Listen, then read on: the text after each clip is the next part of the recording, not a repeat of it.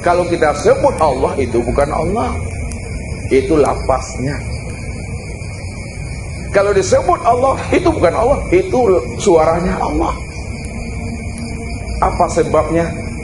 Kalau disebut Allah Bapak Ibu, itu sudah bersifat. Sedangkan Tuhan yang bernama Allah itu tiada bersifat. Asal disebut, asal dibunyikan, asal dikatakan, itu sudah bersifat. Walaupun bersifat namun tiada bersifat. Dia bersifat dalam rangka untuk memberikan penjelasan dan pemahaman kepada hambanya yang belum mengenal akan dirinya yang sebenar-benarnya. Kalau sudah sama paham Bapak Ibu bahwa Tuhan itu namanya Allah, tidak perlu lagi disebut dan diungkap, karena kita sudah paham. Tidak pun disebut, tidak pun dibicarakan. Memang dia yang wujud, memang dia yang nyata, memang dia yang tunggal. Itulah yang dikatakan diam di dalam paham, paham di dalam keheningan. Dimaksudkan kalimat itu, nah lihat kesimpulannya ini di ujung-ujungnya. Diam di dalam paham, paham dalam keheningan. Tidak ada lagi kata dan suara. Apa sebabnya tidak ada lagi kata dan suara? Karena memang yang Allah itu, ini orangnya, tak perlu disebut di situ. Ini orangnya. Inilah maksudnya. Kalau Ustaz bertanya sama Bapak Ibu diulang-ulang supaya meresap dia ke dalam dada. Ini apa namanya Bapak Ibu? Mik. Mik ini wujud nak? Mik ini nyata nak? Mik ini jelas nak? Nah, kalau ini mik, dia wujud, dia nyata, dia jelas. Sekarang Bapak Ibu diam. Tak usah disebut mik ini wujud, nyata dan jelas. Diam saja Bapak Ibu. Bahasa Ustaz anyang sela. Apakah mik ini tidak wujud? Apakah mik ini tidak nyata? Apakah mik ini tidak jelas? Tetap nyata, tetap jelas, tetap wujud. Walaupun kita tidak mengatakan mik itu wujud nyatanya, tetap dia nyata dan jelas. Tapi kenapa kita sebutkan mik itu wujud nyata dan jelas? Untuk memberikan pemahaman kepada orang, supaya orang paham bahwa mik itu ini orangnya, ini wujudnya nyata, terang dan jelas. Kalau sudah sama-sama paham, sudah sama-sama jelas, anyang sela Bapak Ibu, anto senyawa, diam sajalah kita, jangan sebut-sebut lagi itu. Makanya kata-kata ini, lisan ini hanyalah untuk menjelaskan makna yang dituju dari apa yang kita maksudkan yang sesungguhnya. Jadi orang telah duduk pada makom Tuhan, lebih banyak dia diam, lebih banyak dia diam, karena dia sudah paham yang Tuhan yang bernama Allah itu siapa. Karena dia sudah paham dan telah mengerti dia bahwa Tuhan yang bernama Allah ini dia orangnya. Maka ketika itu hilanglah pengenalan Bapak Ibu. Ketika itu hilanglah pencarian diri Bapak Ibu. Tak ada Bapak Ibu mencari-cari Tuhan lagi. Tak ada Bapak Ibu ingin mengenal Tuhan lagi. Tak ada Bapak Ibu ingin menemui Tuhan lagi. Kenapa tidak mencari Tuhan? Kenapa tidak mengenal Tuhan lagi? Kenapa tidak mau menemui Tuhan lagi? Karena Bapak Ibu sudah paham yang sudah mengerti yang telah memiliki kesadaran tinggi bahwa Tuhan yang kita cari selama ini kurangnya tapi jangan ditunjuk. Kalau ditunjuk beda pula yang disebut, lain pula yang ditunjuk. Tunjuk kok koknya kok, ini dadaku, ini tanganku. Tak boleh disebut-sebut Bapak Ibu. Nih, Allah itu segala yang wujud, Allah itu segala yang ada. Kalau Allah itu segala yang wujud, Allah itu segala yang ada, benar. Tapi coba ditunjuk, ini Allah segala yang ada ini. Ini bukan Tuhan. Nih, apa namanya?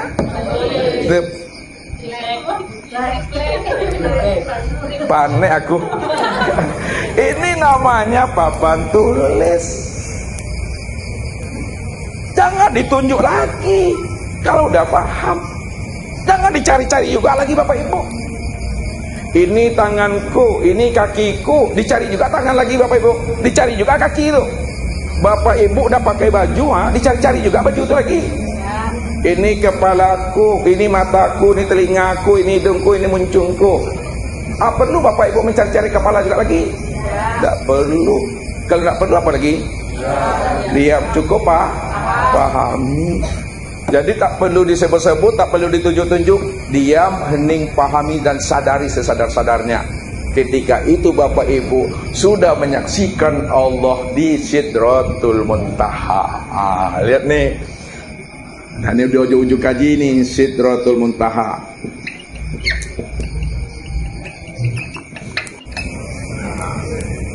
Nabi kan Isra Mi'raj Bapak Ibu kan? Sidratul Muntaha, ada sampai Nabi ke Sidratul Muntaha. Ini namanya batas alam. Ya, alam penghabisan, malam yang tertinggi. Ya, Muntaha itu tertinggi, batas terakhir. Sidr itu batas. Itu makna secara terjemah.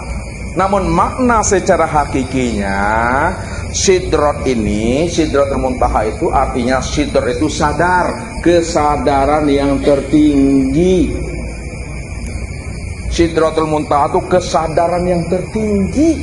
Apa maksudnya kesadaran yang tertinggi? Ketika Nabi sudah sampai di Sidratul Muntaha, Nabi tak memandang Allah di depan. Dilihat oleh Nabi di depan tak nampak Tuhan tuh. Belakang ada di situ tak juga nampak Allah tuh. Lihat ke kanan, lihat ke kiri, tengok ke kidah, tengok ke suwak, tak nampak Allah tuh. Dipandang ke atas tak nampak Allah. Dipandang ke bawah tak nampak Allah. Dipandang di luar tak nampak Allah. Dipilih ke dalam juga tidak nampak Allah. Disitulah Nabi dibukakan Allah rahasia dirinya. Wa fi anfusikum afala tubsirun. Aku ini dah wujud pada dirimu hai Muhammad. Aku ini yang dirimu hai Muhammad. Tak ada siapa-siapa. Engkau tu aku tu engkau. Disitulah Nabi sadar dan mengerti bahwa Allah yang dia pandang, Allah yang dia lihat, tiada lain adalah dirinya sendiri. Maka disitulah Nabi mengatakan ra'aitullah nur. Aku melihat Allah itu nur, hai Umar. Nur itu maksudnya Bapak Ibu lihat, nur itu maknanya bukan cahaya. Nur itu maknanya adalah terang. Terang itu maknanya jelas. Jelas itu maknanya nyata. Nyata itu maknanya adalah wujud. Maka segala yang wujud itu adalah nur. Segala yang wujud itu adalah nur. Dalam bentuk rupa yang berbeda, dalam bentuk wujud yang lain, itulah nur. Sedangkan nur ini itu tiada lain nyatanya diri Allah. Kalaulah nur itu tiada lain nyatanya diri Allah, maka sesungguhnya nur itu adalah Allah. Maka yang menjadikan sesuatu itu yang jadi sesuatu, yang menjadikan alam ini yang jadi alam, yang menjadikan insan itu yang jadi insan, yang menjadikan Adam itu yang jadi Adam, yang menjadikan Muhammad itu yang jadi Muhammad. Itulah bahasa kiasnya, itulah bahasa perumpamaannya. Kalau Bapak Ibu menggunakan bahasa menciptakan dan menjadikan, maka yang menciptakan Adam itu yang jadi Adam, yang menciptakan insan itu yang jadi insan, yang menciptakan diri itu yang jadi diri. Siapa yang menciptakan Adam, insan dan diri? Ya Allah. Yang menjadikan itu yang jadi aku. Tidak ada siapa-siapa. Nah, kalau digunakan bahasa hakikat, Adam itu tajaliku. Digunakan bahasa hakikat, insan itu juga tajaliku. Apa kata Allah? Tajali apa arti namanya Bapak Ibu? Percikan kenyataan. Lihat, Adam tu tajaliku. Nih, lihat. Wa khalaqa Adam ka suratihi. Dijadikan Adam itu sesuai dengan gambaran dirinya. Maka yang menjadikan Adam itu yang jadi Adam Allah. Makanya Adam itu artinya tiada, ya. Adam ini artinya tiada. Kalau Adam itu artinya tiada, siapa yang sebenar ada? Yang sebenar ada. Kalau Allah yang sebenar ada, lalu Adam ini apa bagi Allah? Adam itu adalah rupa diriku, kenyataan aku. Makanya yang menjadikan insan itu juga yang jadi insan. Apa kata Allah? Wa khalaqal insan ala suratir rahman. Ulang kali Pak, pasti ada P itu.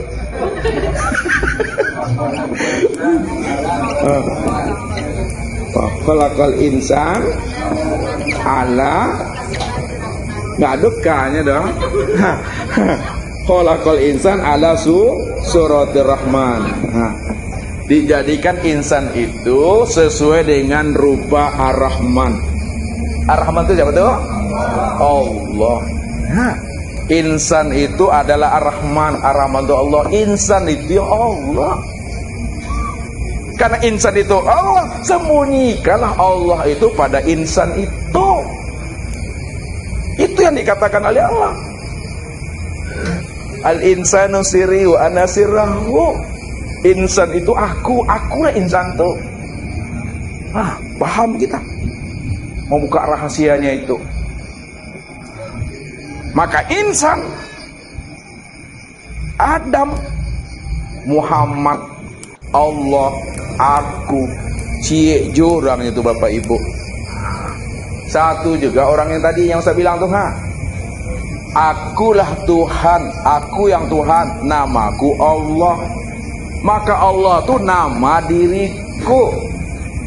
Muhammad itu nama wujud diriku. Adam itu nama rupa diriku. Insan itu nama rahasia diriku. Aku yang menanggungnya. Menanggung zat aku, menanggung sifat aku, menanggung asma dan afal aku. Tidak ada siapa-siapa di situ. Itulah letaknya Allah itu qiyamuhu binafsihi. Dia berdiri dengan sendirinya. Ya, tidak ada yang lain di situ.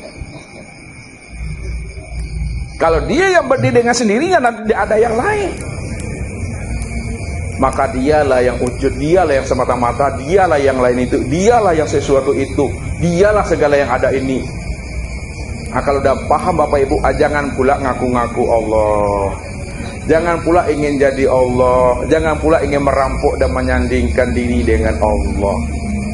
Nah, kalau udah paham, sesuatu itu dia, segala yang ada dia, segala bentuk rupa yang lain dia, maka cukup diam. Nah, itu udah putus pandangannya tuh. Itu pandangan makrifat, itu pandangan yang tidak berdosa. Jadi pandangan yang putus, pandangan makrifat, pandangan yang tidak berdosa, pandangan yang telah mampu memandang Allah dari segala yang wujud, dari segala yang zahir, dari segala yang nyata, dalam bentuk rupa yang lain dan wujud yang berbeda. Ini yang diingatkan oleh Nabi. Man nazara ila say'in malam yaralha fihi fahuwa batil. Barang siapa yang memandang kepada sesuatu lalu dia tidak mampu memandang Allah pada sesuatu, itu pandangan yang batil, pandangan yang berdosa. Pandangan yang tidak berdosa, pandangan yang bernilai ibadah kalau diturunkan dengan bahasa fikih adalah pandangan yang mampu memandang Allah. Makanya Allah bilang kepada kita, walillahil masyriq wal maghrib fa aynama tuwallu fasamma wajhullah. Barat dan timur itu aku yang punya. Kemanapun kamu hadapkan wajahmu, ke barat, ke timur, utara, selatan, atas, bawah, kiri, kanan, luar dan dalam, maka yang terpandang adalah wajahku. Bisa Bapak Ibu memandang itu? Ketika Bapak Ibu memandang mik ini, bisa memandang Allah? Bagaimana mandangnya? Ini Allah nih. Ini wujudnya. mesti paham, mesti mengerti. Apa sebabnya? Kemanapun kamu hadapkan wajahmu, maka yang terpandanglah Allah. Sebabnya yang memandang ini Allah, dan yang dipandang juga Allah. Kenapa yang memandang Allah, yang dipandang Allah? Karena Allah lah segala yang wujud. Segala yang wujud itu ya aku. Allah menghantarkan paham saja tuh. Kalau kamu sudah kenal aku, kata Allah, lalu aku bertahwil, kata Allah melalui nabinya. Aku bertahwil. Tahu bertahwil? Aku sudah berganti bentuk dan rupa. Ketika aku telah bertahwil, berganti bentuk dan rupa, kamu mesti mampu memandang dan mengenali aku, walaupun aku sedang menyamar. Walaupun Allah tuh sedang menyamar, berganti bentuk dan rupa, berganti wujud dia. Namun orang yang sudah makrifat, yang putus, maka dia mampu memandang Allah dalam bentuk berbagai rupa dan wujud yang lain dan yang berbeda. Disitulah Allah mengatakan, aku tak mungkin menipu akan dirimu, karena kamu udah kenal siapa aku. Kalau Allah sudah bukakan rahasia itu kepada diri kita, buktikanlah kalau bapak ibu sudah mengenal Allah. Kalau kamu sudah kenal aku, buktikan bahwa kamu mengenal aku. Tapi kalau kamu tidak nampak buktinya bahwa kamu mengenal aku, kamu bohong, kata Tuhan. Kamu ngaku-ngaku kenal aku. Kamu kenal aku itu melalui kalam-kalammu, tapi apa yang kamu kalamkan, kamu tak mengerti siapa aku. Tapi orang yang kenal Allah, maka hidupnya menjadi rahmatan lil alamin. Orang yang telah kenal Allah, hidupnya menjadi rahmatan fil alamin. Kenapa jadi rahmatan lil alamin dan rahmatan fil alamin? Karena dia telah memandang Allah. Itulah orang yang memandang Allah, hidupnya barokah, hidupnya rahmat, bebas dia daripada azab dan siksa neraka. Inilah pesan Nabi kepada kita. Tuba liman ro'ani wa amanabi, wa tuba liman ro'ah man ro'ani. Tuba man ro'ani wa amanabi. Beruntunglah orang yang melihat aku, lalu dia beriman kepada aku. Beruntung pula lah orang yang melihat orang yang melihat aku, lalu dia yakin dan beriman. Maksudnya, siapa yang telah mampu memandang nur Muhammad sebagai nyatanya wujud Allah, yang telah sempurna pada Nabi, yang telah sempurna kepada guru dan mursyid, ayah ibu kita, orang tua kita, maka selamatlah bapak ibu daripada azab siksa neraka. Kenapa selamat daripada azab siksa neraka? Karena siksa neraka, api neraka, itu juga asalnya, terbitnya, mencuratnya daripada nur. Bagaimana mungkin namanya api akan membakar, padahal dia sadar dan tahu dirinya daripada nur. Selamat dia tuh. Maka inilah rahasianya. Bagaimana kita itu betul-betul mengenal Allah, sehingga matinya kita bapak ibu tidak membangkai, tidak membusuk. Orang yang mati membangkai, mati membusuk, belum sejam lagi bapak ibu udah bau, udah busuk. Lihat, bapak ibu mau pilih yang mana? Terserah bapak ibu, Ustadz tunjukkan jalannya, nanti pilihlah masing-masing. Lihat, ya, matinya orang syariat, matinya orang torikat, matinya orang hakikat, matinya orang makrifat. Ini berbeda nih bapak ibu. Orang mati yang tingkatan pemahamannya di syariat berbeda dengan orang yang mati yang tingkatan derajatnya di torikat. Berbeda pula orang yang mati tingkatannya di hakikat. Berbeda pula dengan mati orang yang tingkatannya sudah bermakrifat. Lihat, matinya orang yang duduk di makom syariat, kalau dia mati, matinya itu batang tubuhnya ini, jasmaninya ini, itu akan membusuk alias hancur, dimakan belatung cacing tanah. Kenapa matinya itu membusuk, membangkai, hancur, dimakan cacing tanah? Karena dia mengatakan asal aku daripada tanah. Kan Allah yang bilang, khalaqaka min tin, khalaqakum min turab, inna khalaqnal insana min tin. Aku jadikan dirimu dari tanah, aku jadikan dirimu itu dari tanah. Ketika kita berpaham diri kita ini asalnya daripada tanah, maka ketika mati dia pun hancur menjadi tanah. Padahal tanpa disadari dia mengatakan apa? Inna lillahi wa inna ilaihi raji'un. Sesungguhnya asal kita dari Allah dan kembali kepada Allah. Nyatanya tidak ada kembali kepada Allah, jadi tanah. Apa yang diucap dengan kenyataannya tak matching, Bapak Ibu, tak masuk. Nih, makanya orang yang duduk di makam syariat, kalau dia mati dia akan memangkai, dia akan membusuk dia. Bagaimana pula orang yang mati pada makom tarikat? Nah, orang yang mati pada makom tarikat, dia tidak membusuk, dia tidak dimakan oleh cacing tanah, tapi dia itu mengering. Itu matinya orang duduk di makam tarikat itu mengering badannya. Kering, bukan jadi jenglot. Lihat lagi makamnya. Orang yang duduk di makam hakikat, kalau dia mati, tubuhnya tidak hancur, tidak membusuk, tubuhnya tidak mengering, tapi tubuhnya adalah utuh. Jangankan batang tubuhnya hancur dan mengering, kain kapan pun tidak hancur dan tidak rusak, utuh. Apa sebabnya? Karena dia telah mampu mengenali akan hakikat rahasia dirinya.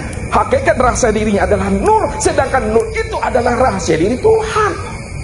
Maka disitulah Allah mengatakan melalui nabinya, innallaha harrama 'alal ardi ayyakula ajsadal anbiya.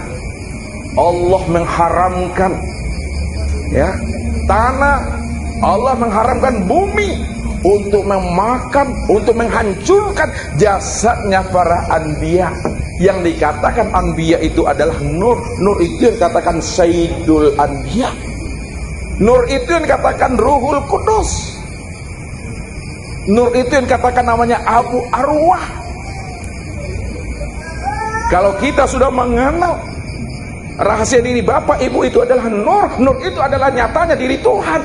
Sedangkan tanah, sedangkan bumi asalnya daripada nur, maka tanah tidak akan mau memakan yang mana asalnya daripada nur.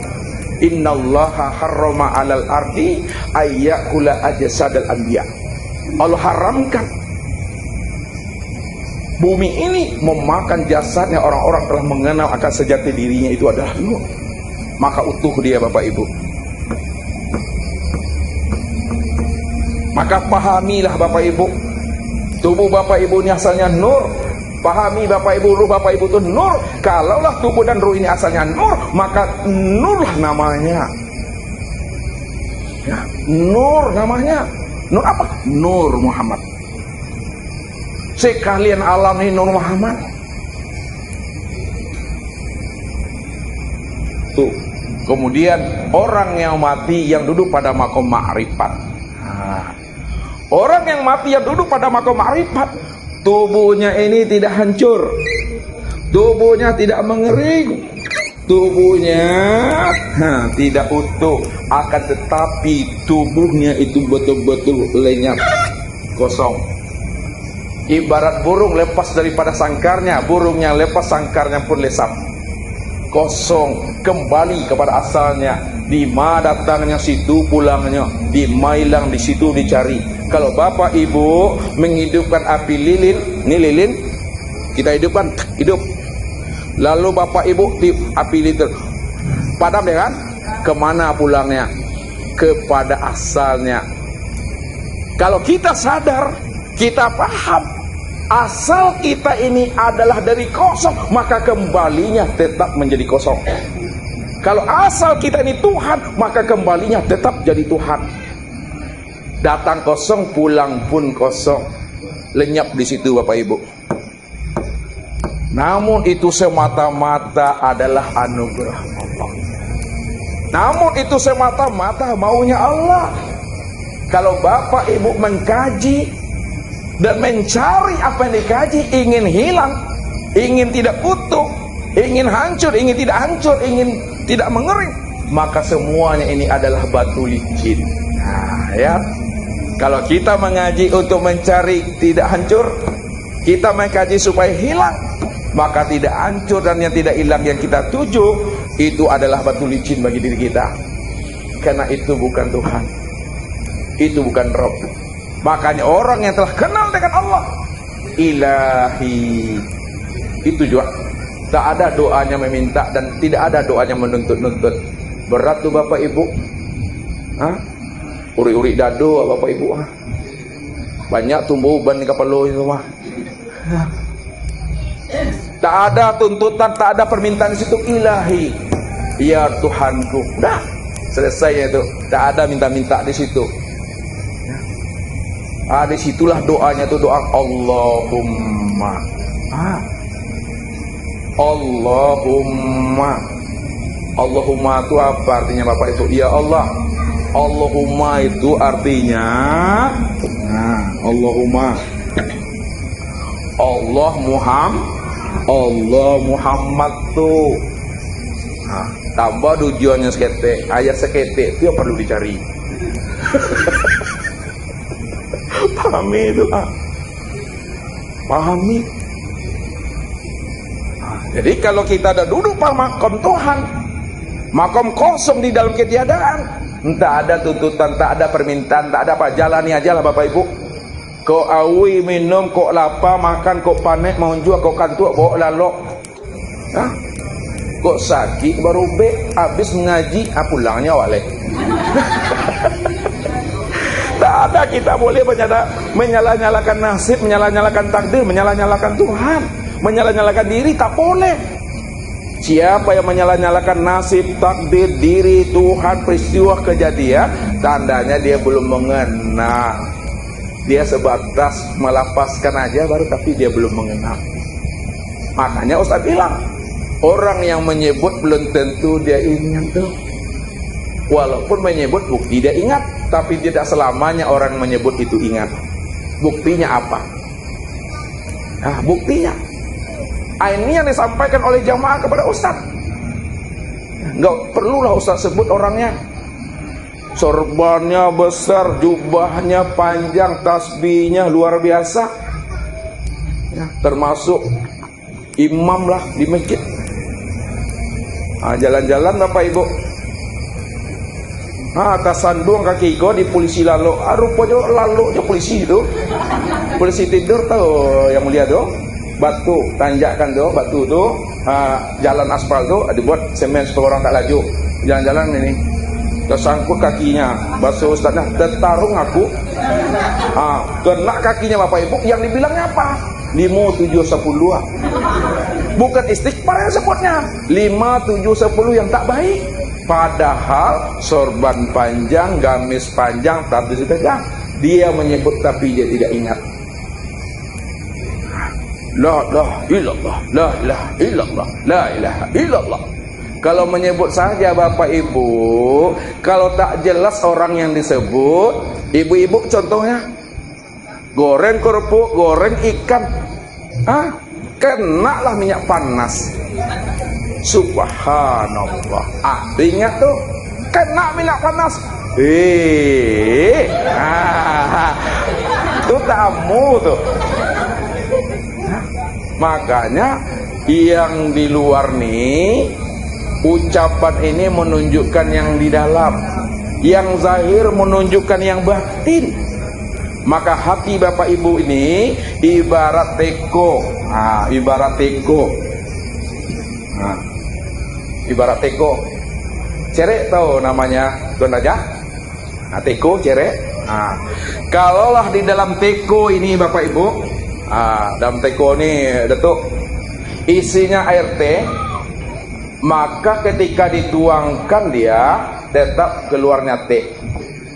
Kalau di dalam teko ini isinya kopi, dituangkan dia ke gelas tetap keluarnya kopi. Tidak mungkin kalau di dalam teko ini isinya teh, ketika dituangkan kopi keluarnya. Tidak mungkin kalau di dalamnya teh dituangkan kopi keluarnya. Tetap teko akan mengeluarkan isi apa yang ada di dalamnya. Teko ini adalah ibarat hatinya Bapak Ibu. Kalau hatinya Bapak Ibu selalu ditanamkan, selalu dihunjamkan, selalu dilafazkan la ilaha illallah, la ilaha illallah, la ilaha illallah, Allah, Allah, Allah, Allah, Allah, subhanallah, alhamdulillah, Allahu akbar. Maka ketika Bapak Ibu keluar dari majlis ini, kena kaki ini dengan batu, subhanallah, Allahu akbar, la ilaha illallah, dia mengeluarkan isi yang ada di dalam dada. Tapi kalau lisan ini tak pernah menanamkan, menghunjamkan subhanallah, alhamdulillah, la ilaha illallah ke dalam hati, mencurat minyak panas pada tangan Bapak Ibu, maka yang keluar adalah 5, 7, 10. Ya, angku-angku yang keluar Bapak Ibu tak baik keluarnya. Kenapa? Yang zahir menunjukkan yang batin. Inilah mesti dipahami. Ya. Makanya tanda orang mendapat hidayah, tanda orang mendapat petunjuk, melihatnya kemana Bapak Ibu? Tanda orang mendapat hidayah petunjuk, lihatnya di mana? Lihatnya pada perbuatan tubuh ini. Bukankah setiap gerak itu terjadi karena ada perbuatan? Bukankah setiap perbuatan itu karena ada tubuh? Maka untuk melihat perbuatan gerak tubuh itu, lihat dari dalam. Kalau dalamnya ini telah mendapat hidayah dan petunjuk, maka keluarnya nampak hasilnya baik. Makanya apa? Ya. Apabila Allah telah menanamkan hidayah ke dalam hati, wa may yu'min billahi yahdi qalbahu yahdillahu linurihi man yasha. Barang siapa yang hatinya telah jinak dan patuh kepada aku, lalu aku tanam nur itu ke dalam hatinya. Ketika hatimu telah mendapat hidayah dan petunjuk, maka hatimu akan memerintahkan lisanmu kalau berbicara-bicara yang baik. Kalau hatimu telah mendapat hidayah petunjuk, dia akan memerintahkan matamu kalau memandang-mandang kepada yang baik. Kalau hatimu telah mendapat hidayah petunjuk, dia akan menyuruh akalmu kalau berpikir yang baik. Dia akan menyuruh kakimu melangkah kepada yang baik. Dia akan memerintahkan tanganmu mengambil dan meraih kepada yang baik. Tapi apabila hatimu tidak mendapat hidayah, hatimu tidak mendapatkan petunjuk Allah, hati ini juga akan memerintahkan lisan. Kalau lisan ini tidak mendapat hidayah petunjuk, maka lisan ini juga berkata yang tidak baik. Ngomongnya tak ada bandrolnya Bapak Ibu. Kalau tidak ada bandrolnya Bapak Ibu, kalau atau buka sumbeknya mencorosi keluarnya itu. Yang penting aku punya muncung. Kalau hati tidak mendapat petunjuk, dia akan memerintahkan akal berpikiran tak baik, sak sangka dan suuzon dia. Ini yang mesti dijaga, ini yang mesti dipelihara, supaya ketika mati diri kita itu kayomin waladathu ummuhu. Diri kita sudah seperti anak yang baru terlahir daripada rahim ibunya. Tubuh ini telah bersih, membersihkan tubuh dengan zikir la ilaha illallah. Hati ini telah bersih, membersihkan hati dengan zikir Allah, Allah. Ruh ini telah bersih, membersihkan ruh itu dengan Allah. Sir telah bersih, membersihkan sir itu adalah la maujud bil haqqi illallah. Maka pada saat itulah kembali dia kepada asalnya. Bagaimana awalnya, begitu akhirnya. Bagaimana zahirnya, begitu batinnya. Kalau awalnya Allah, akhirnya juga Allah. Kalau zahirnya Allah, batinnya Allah. Kalau datangnya Allah, kembalinya tetap Allah. Itu maknanya. Hujan telah naik ke langit, sirih telah pulang ke gagangnya, pinang telah balik ke tampuknya, pisau telah masuk ke sarangnya, gelombang telah surut ke lautan, diri telah kembali kepada asalnya. Itulah yang Ustaz maksud inna lillahi wa inna ilaihi raji'un. Maka Bapak Ibu malam ini telah kembali namun belum pulang. Itulah maksudnya Bapak Ibu telah kembali tapi belum pulang. Apa maksudnya telah kembali? Bapak Ibu telah kembali mengenal akan hakikat diri yang sejati, yang mana selama ini bertahun-tahun telah hilang. Maka pada malam ini Bapak Ibu telah mampu mencari dan menemui akan hakikat diri sejati yang hilang itu, tiada lain adalah dirinya semata-mata. Ketika Bapak Ibu telah menemui, maka Bapak Ibu telah kembali, tapi belum pulang.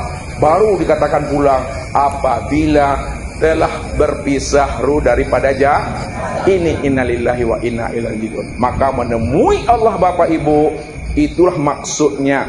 Bukan menemui Allah seperti Ustadz datang menemui Bapak. Assalamualaikum Allah. Bukan begitu. Pada saat nanti Bapak Ibu meninggal, pada saat Bapak Ibu lepas ruh daripada jasad, apakah oncong-oncong datang menemui Allah itu? Tidak menemui Allah, menghadap kepada Allah. Maksudnya kenali, sadari bahwa diri ini yang dirinya itu sudah kembali, itu sudah menghadap namanya. Kalau kita berpikiran menemui Allah, kita di bumi, Allah di langit, Allah di atas. Tetapi curi nantarang namanya itu Bapak Ibu. Ini pahami maksudnya nih ha. Ini yang dikatakan namanya aras. Lihat, Allah itu di aras. Apa maksudnya aras tuh? Aras itu adalah sifat. Sifat itu untuk melihat akan kenyataan wujud Allah. Kalaulah sifat itu adalah tempat menyaksikan nyatanya wujud Allah, maka sifat itu yang dikatakan namanya aras. Aras itu untuk menunjukkan kewujudan Allah. Kalau aras itu menunjukkan kewujudan Allah, nyatanya Allah, maka aras itu adalah nur. Nur itu yang aras. Nur itulah tempat memandang wujudnya Allah. Kalaulah nur itu aras, maka nur itu sudah menjadi sekalian alam. Maka sekalian alam ini yang aras. Kesempurnaan memandang aras pada nur, pandang pada diri. Diri Bapak Ibu inilah yang namanya aras. Inilah yang aras, tempat memandang nyatanya wujud Allah. Itulah Bapak Ibu. Kalau tamat kaji Oma, tak ada lagi yang mau dikacau, yang mau dikisai, yang mau dibahas. La sautun wala harfun. Pane aku. Mari kita bertanya jawab. Billahi taufiq wal hidayah. Wassalamualaikum warahmatullahi wabarakatuh.